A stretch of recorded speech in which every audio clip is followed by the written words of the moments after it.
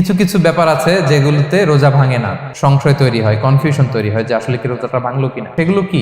এক নাম্বার হচ্ছে ভুল করে যদি কেউ খায়। দুই নাম্বার হচ্ছে এটা বিবাহিতদের জন্য, বিবাহিতরা ফিজিক্যাল ইন্টারকোর্স যদি করে দেহ থেকে সিমেন আউট হলে রোজা ভেঙে যায়, কিন্তু স্বাভাবিক মেলামেশাতে রোজা ভাঙে না। তিন নাম্বার ওয়েট ড্রিম, বাংলায় বলে স্বপ্ন দোষ।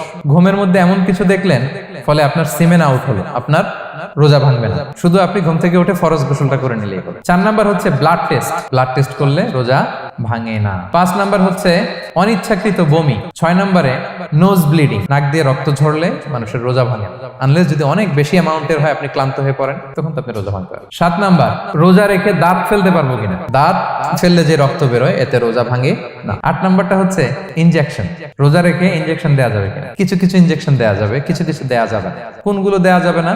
এনার্জেটিক ইনজেকশন দেওয়া যাবে না, যে ইনজেকশনে ফুড সাপ্লিমেন্টারি আছে, যেটার মধ্যে নিউট্রিশন ভ্যালু আছে, এই ইনজেকশন গুলো দেওয়া যাবে না। কিন্তু পেইন কিলার যে ইনজেকশন গুলো আছে এটা দিতে পারবেন, অ্যান্টিবায়োটিক ইনজেকশন দিতে পারবেন, অ্যানেস্থেটিক ইনজেকশন দিতে পারবেন, এই জাতীয় মেডিকেশন ইনজেকশন গুলো দিতে পারবেন। নয় নম্বরে কিছু কমন ব্যাপার আছে, এর মধ্যে এক নম্বর হচ্ছে টুথপেস্ট। রোজা রেখে টুথপেস্ট দিয়ে ব্রাশ করা যাবে কিনা? যাবে, কিন্তু না করাই ভালো। আই ড্রপ দেওয়া যাবে। এরপরে ডায়াবেটিক পেশেন্ট যারা আছে তারা ইনসুলিন দিতে পারবেন, এত রোজা ভাঙে।